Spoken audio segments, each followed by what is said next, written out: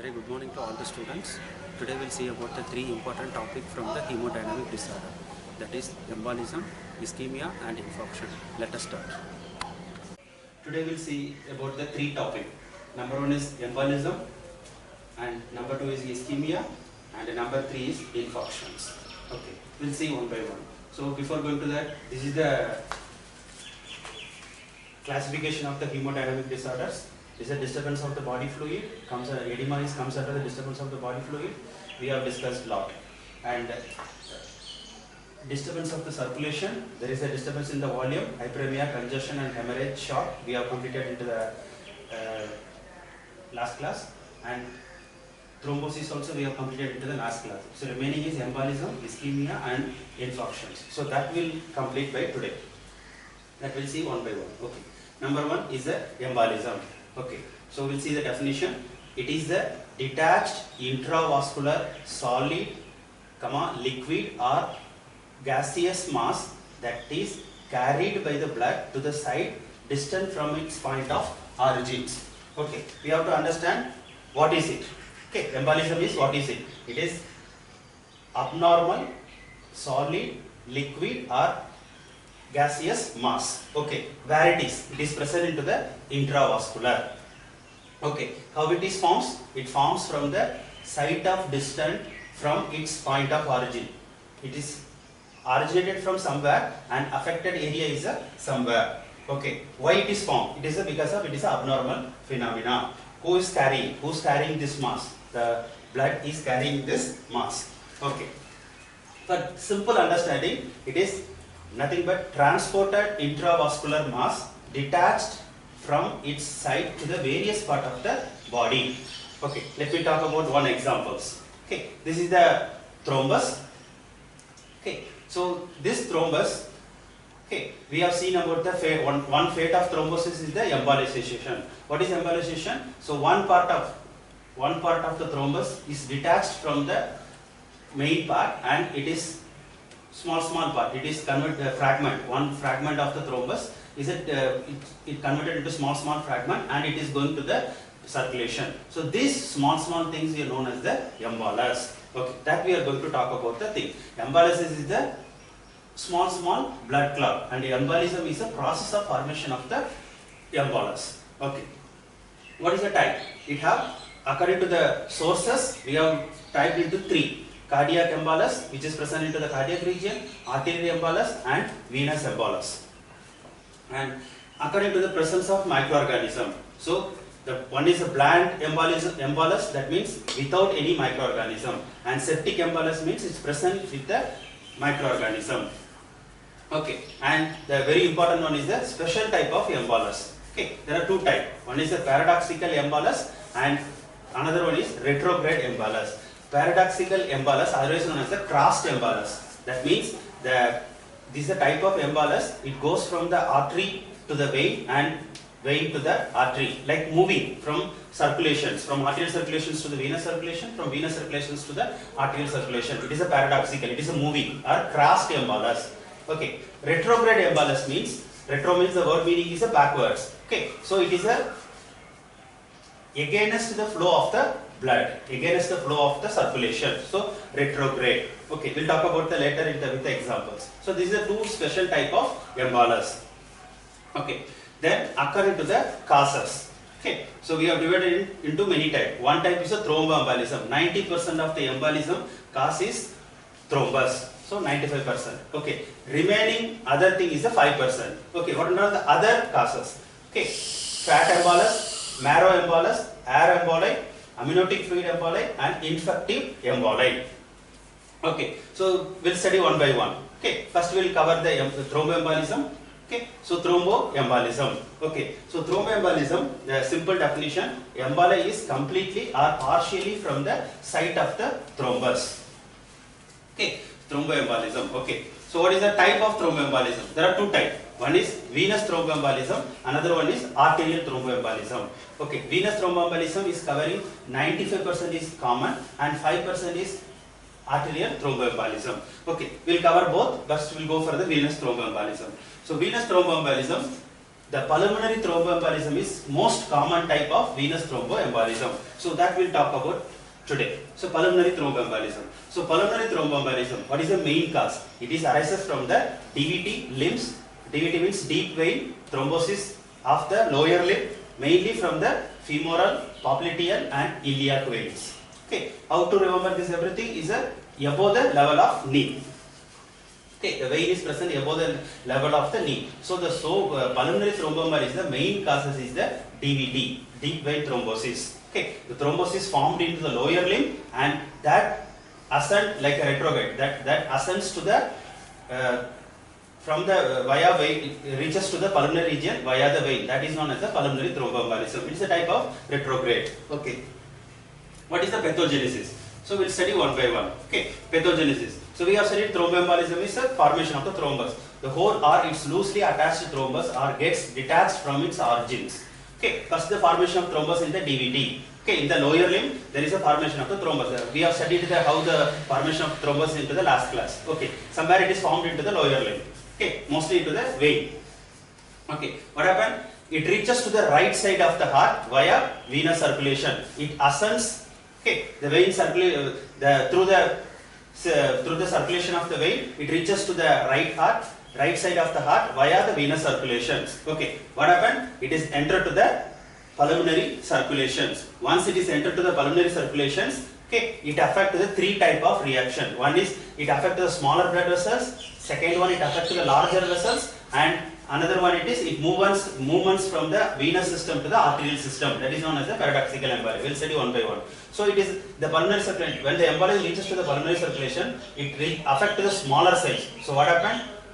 It produces occlude the small pulmonary vessels. So all small pulmonary vessels will be occluded. That leads to clinical features. Okay. Sometimes this emboli will affect the larger blood vessels, like a bifurcation of the pulmonary trunk. Okay, their large vessels will be affected. That type is known as the saddle embolism. Okay, so another type is the embolism moves from the pulmonary regions to, or there is a venous to the arterial system and vice versa. That type of movement is known as the paradoxical embolism. So pulmonary circulation is affected to the three type of affections. Okay, so what happened? So that's all about the venous thromboembolism. Okay, we'll go about the arterial thromboembolism. We have studied it to the only 5% of the thing. Okay, if it is arterial thromboembolism, where it is developed? It is arising from the cardiac mural thrombi and that lodged into the arteries of the lower limb and the brain, mostly affecting to the three areas. One is cardiac region, heart, another one is arteries of the lower limb, and third one it is the brain. So arterial thromboembolism affecting to this three area. Okay, that's all about the thromboembolism. What about the other type? So we have studied about the second one. Okay, second most common is the fat embolism. So what is fat embolism? Fat obstruction of the arteries and capillaries takes place by the fat globules. Okay, that is known as the fat embolism. Okay, what is the causes of the fat embolism? There are two type of causes. Okay, one is traumatic cause, another one is non-traumatic cause. Very common cause is the traumatic cause. So what is the traumatic cause? Injuries to the long bones, adipose tissue and soft tissue. If you look at into this, long bones, adipose tissue and soft tissue, they have more fat accumulations. Okay, so any injuries of this type of anatomical part can lead to the fat embolism. We'll study under pathogenesis. What about the non-traumatic causes, injury causes? Diabetes mellitus, pancreatitis and severe burn. This also can produce the fat embolism. Okay, what is the pathogenesis? Okay, the pathogenesis is the fat globules occlude into the pulmonary or systemic circulation after 24 to 72 hours of the cause. Once there is an injury of the long bone, what happens? From the long bone, the fat globules reaches to the systemic circulation or pulmonary circulation via the pulmonary regions, via the circulations, so that will occlude into the heart, lungs and brain. So that leads to the clinical picture. What is the clinical pictures? The classical clinical pictures we'll study later. Okay, what happened? So once it is reaches, the fat globules reaches to the pulmonary region or systemic circulations, okay, via the blood vessels. So the next step is fat globules converted into the fatty acids by the lipase enzyme. Okay, by the lipase, there are various type of enzyme. One type of enzyme is the lipase enzyme. Okay, so this lipase enzyme, what happened? This fatty acid injury to the endothelium and platelet get activated. Okay, once we have studied into the thrombus, once it is a platelet is activated and endothelium is injury, that leads to formation of the thrombus. So thrombus formations. Okay, that leads to that thrombus, whole or it loosely attached thrombus gets detached from its site of origins. Okay, that leads to the fat embolism.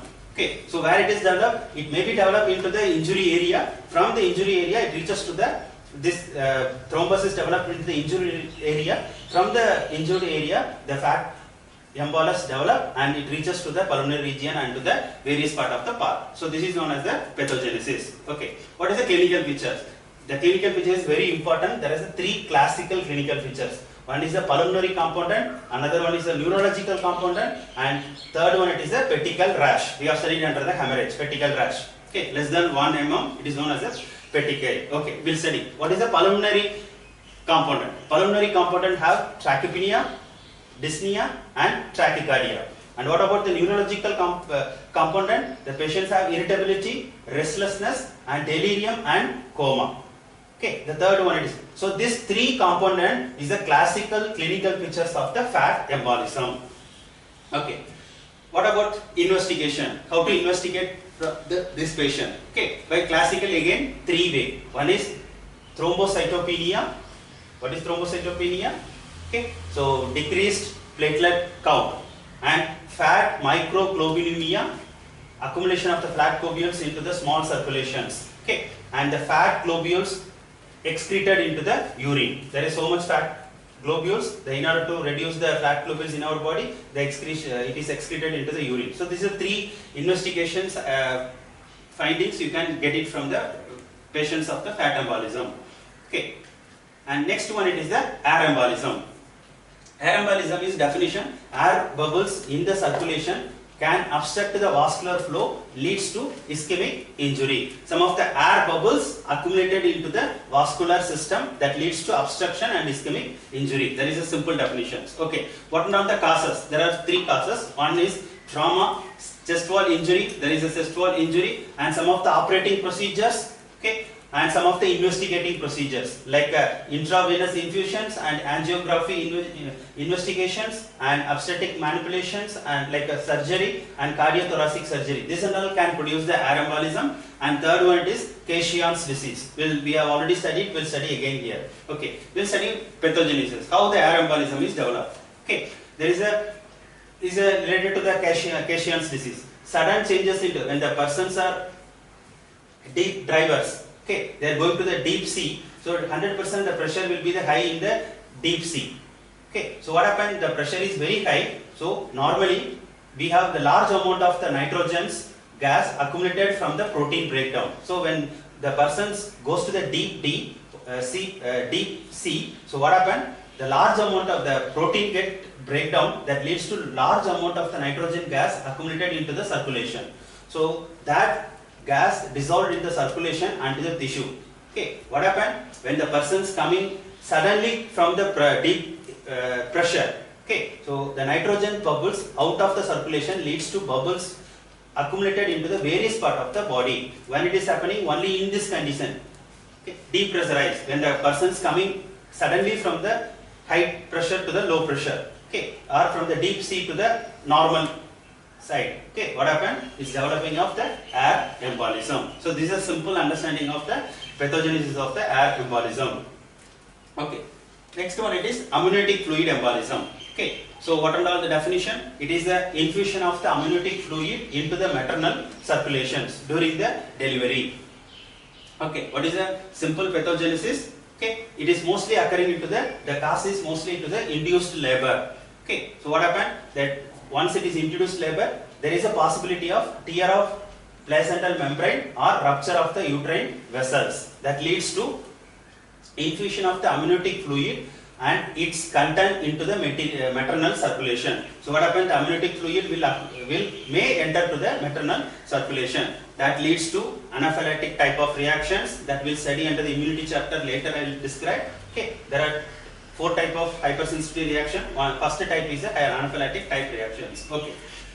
that leads to anaphylactic type reaction. That leads to, there are two conditions, pulmonary edema and alveolar damage and hemorrhage. The patient gets immediately this pulmonary edema, and another thing is DIC, disseminated intravascular coagulation. So this is the clinical features of the patients when the patients having the symptoms of pulmonary edema and other things. Okay, that's about the amniotic fluid embolism. Okay, so that's all about the edema. Okay, so next we'll go for the ischemia. What is ischemia? Okay, ischemia we have to understand the three words we have to understand. One is hypoxia, ischemia and infarction. What is hypoxia? We know it is a decreased oxygen in the body. It is known as the hypoxia. What is ischemia? Okay, reduced blood supply or loss of blood supply. It is known as the ischemia. Ischemia may having hypoxia also. Okay, and this ischemia, the latter stage or end result goes to the infarctions. Okay, so what we are going to study ischemia followed by infarctions. Okay, so ischemia having this hypoxic component also. Okay, we'll study. Okay, so it is the word taken from the Greek. Okay, the word taken from the Greek. Ischem means to check and ia means blood, you know. So what is the definition? Inadequate of the blood supply to the tissue for its metabolic demands. This is a simple understanding of the what is ischemia. Okay, it have the four characteristics. Okay, the first characteristic is, I told you, first characteristic is hypoxia. Next one, it is inadequate metabolic functions. Okay, we have studied into the most of our body having the aerobic metabolism. If the aerobic metabolism is not happening, converted into the anaerobic metabolism. So mainly the oxygen is required. So what happens? Inadequate metabolic functions. Okay. So third one, it is accumulation of the metabolic waste.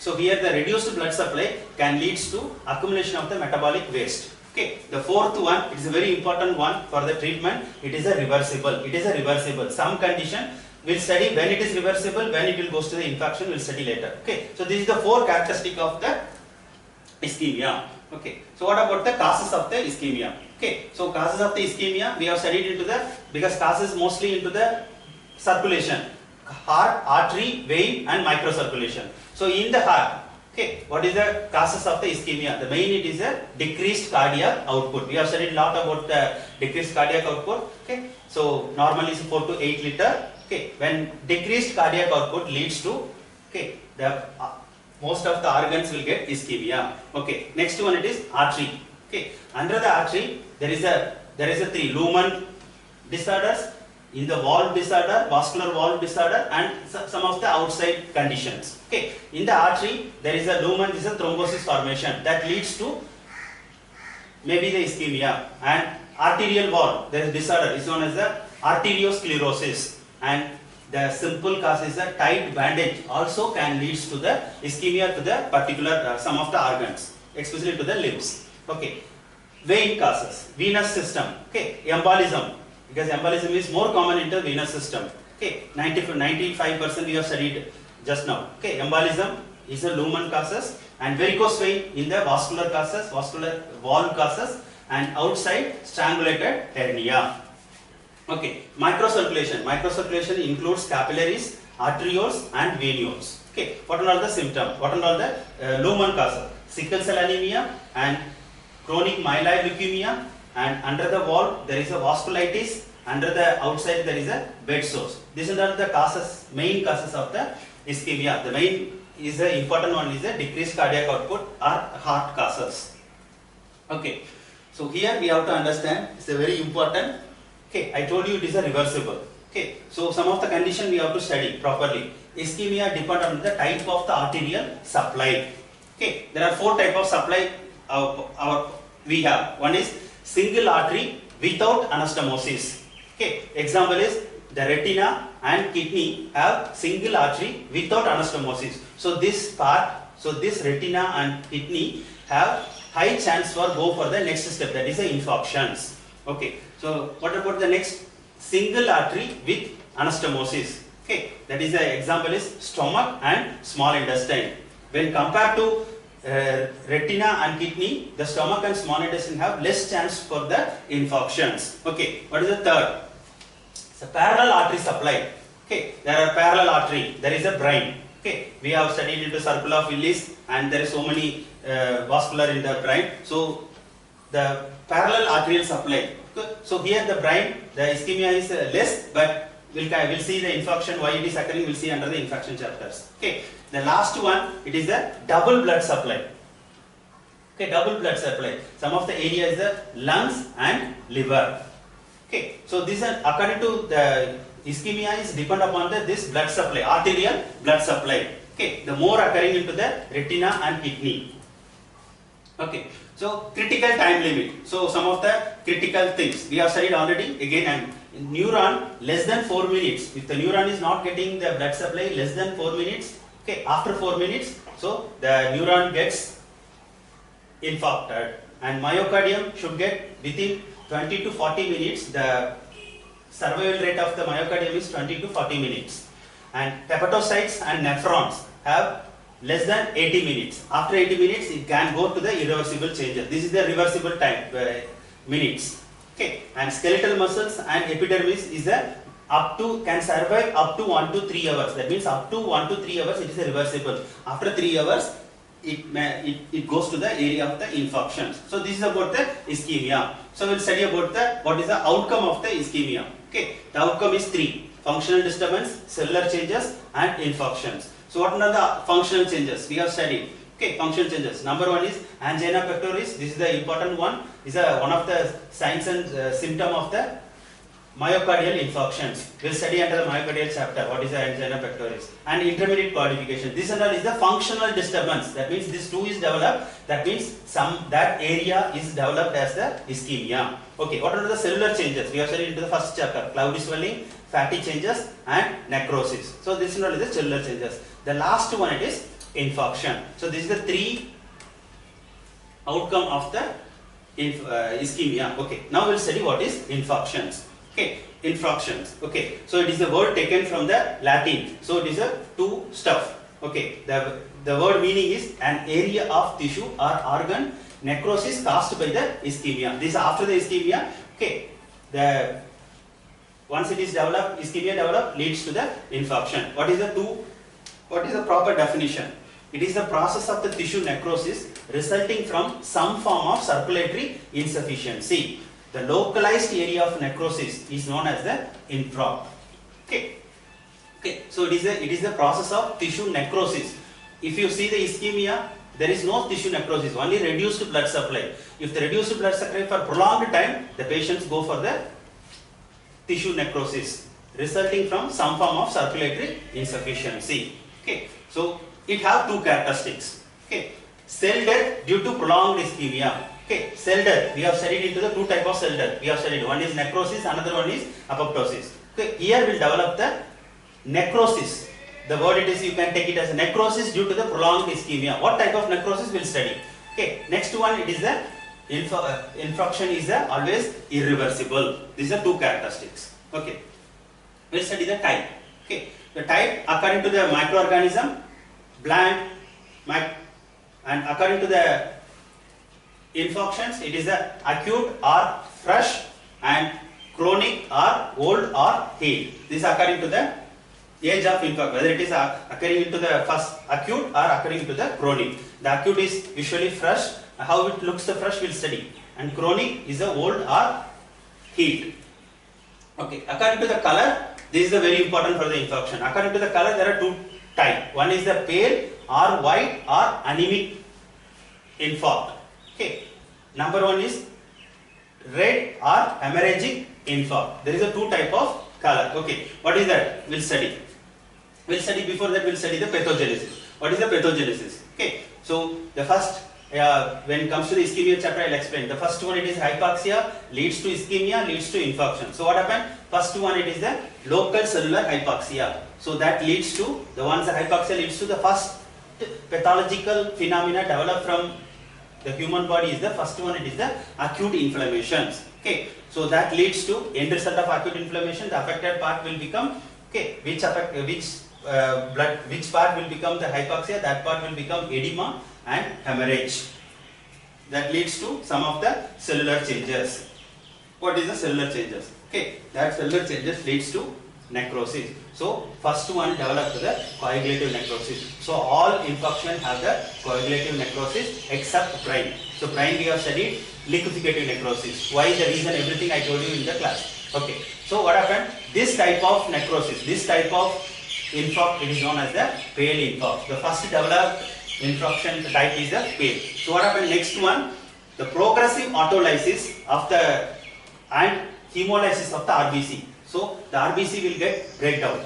So that leads to accumulation of the blood pigment to the affected area. So that leads to the red infarction. So this pale infarction is a normally first one it is developed, the next one it is a red infarction. But red infarctions, not all the organs have the red infarction. Have the double blood supply, double arterial supply at some organism. We'll study what is the which general organism go for the red infarctions. Okay, so what is the end result? Once it is the inflammation is over, acute inflammation, then chronic inflammation, we have studied into the next one, it is the granulation tissue formation. So what happened? Granulation tissue formation. So infected area replaced by the fibrous scar. Okay, this fibrous scar is known as the one of the type chronic healed one. It is made up of the fibrous scar. Okay, so recent infarct is slightly elevated on surface. Okay, old infarction is shrunken and depressed under the surface. This is very important to identify whether the infarction is a fresh one or old one. Okay, so this is a simple pathogenesis. Okay, now we'll study what is the difference between pale infarct and red infarct. Okay, so the pale infarct always occurring to the solid organ. Example is heart and kidney, liver, everything. Okay, and red infarct already occurring into the spongy organ. Example is the lung. Okay, in some part of the brain also can be affected. Okay, cause. Okay, pale infarct mostly occurring into the arterial occlusions, and red is mostly due to the venous occlusions. And morphology, this is very important. It have the pale margin and the red infarct have the red margin. I told you in the pathogenesis why it is a red margin, because of presence of the once it is hemolysis of the RBC leads to pigment known as the hemosiderin laden macrophages will eat that pigment, so that accumulated into the margin of the infarction that leads to the red margin. Okay, and the next very important one, in the pale infarction the edema is absent. In case of red infarct the edema is present. Okay, some of the organ. Okay, heart, if you infarction occurring into the heart, example is myocardial infarction. Okay, the type of infarction is the pale.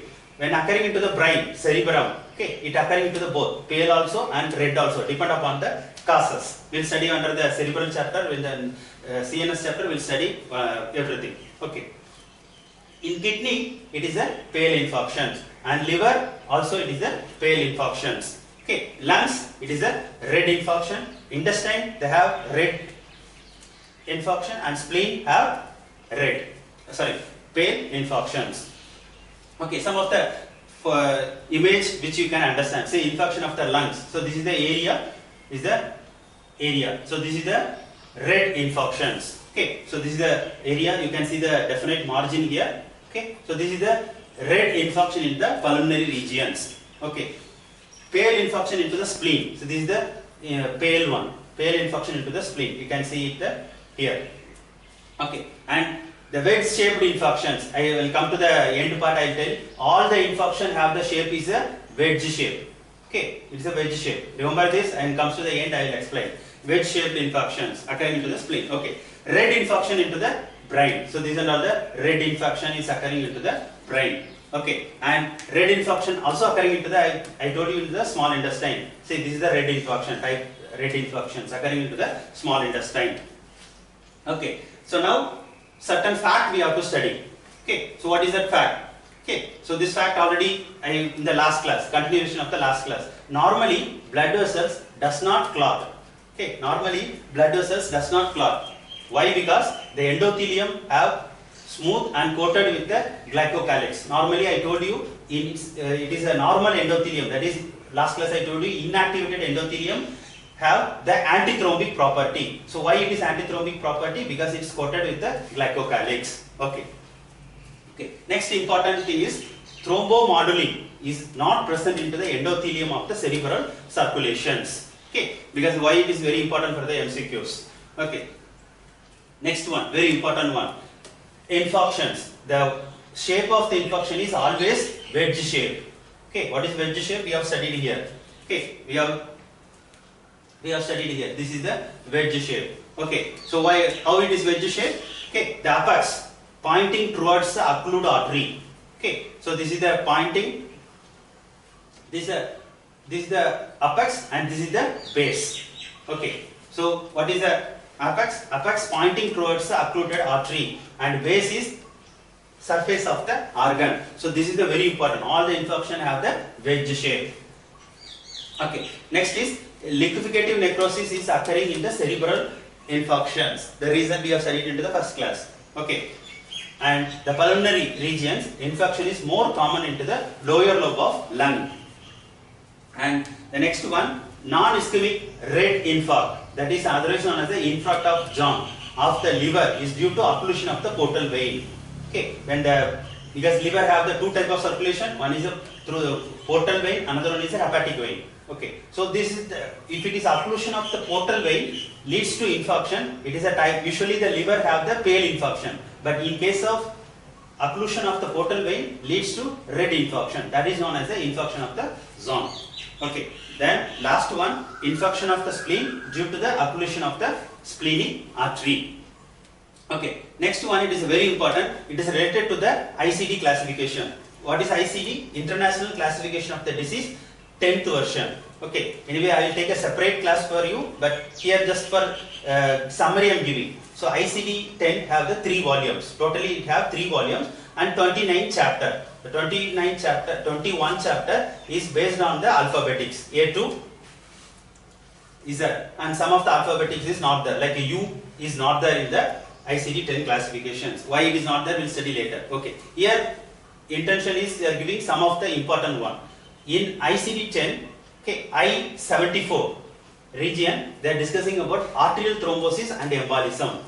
Okay, and I-82, okay, I-82, they are discussing about the venous thrombosis and embolism. Okay, so when it comes to the clinical side, we have to explain. And another one, I-26 is the pulmonary embolism, and J-81, it is a pulmonary edema. There is a difference. Okay, and some of the organs, G00 to G99. So how it is, everything I tell you when it comes to taking a separate class for ICD-10. It's a disease of the nervous system. All disease of the nervous system is classified under this code. Okay, all disease of the respiratory system classified under this code, J00 to K99. It's a disease of the respiratory system. Okay, it is not J00 to J99. It is not K. Okay, and code disease of the digestive system, code is K00 to K99, and the code of diseases of the urinary system, all the diseases comes under the code of N00 to N99. Okay, so this is a very important for the pathological. Anyway, we are going to study into the medicine, but still it is a very important because some of the pathological condition also mentioned into the ICD-10 that we are going to study. Okay. That's all about embolism, ischemia and infarctions. Next class we will see about the new topic, that is neoplasia. Thank you.